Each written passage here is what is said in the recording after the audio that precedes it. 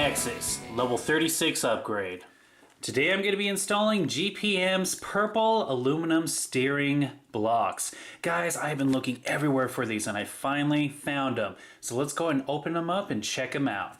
And yeah, I'm just going to go ahead and cut open this package. Slide them out.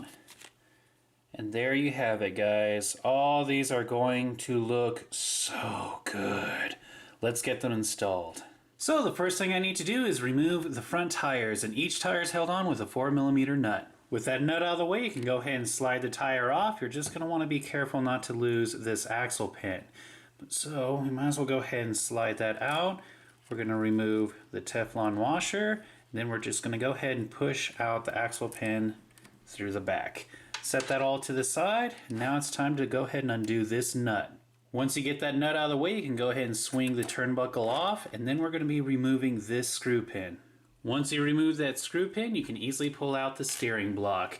Now, depending on which model you have, you might have a kingpin with E-clips. All you have to do is pop the E-clip off and you should be able to pull the pin out.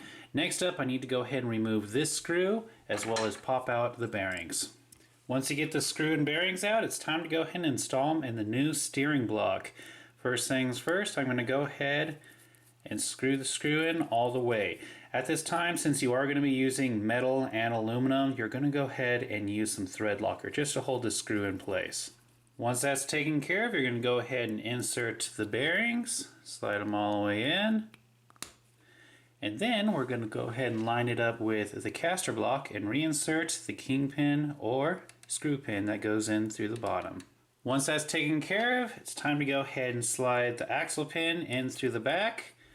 And then we're going to go ahead and reattach the turnbuckle. Once you take care of that 3mm nut, you're going to get the Teflon washer. You're going to slide that all the way down. Then you're going to get the axle pin, slide it right through the axle, make sure it's even on each side, and then reattach the tire.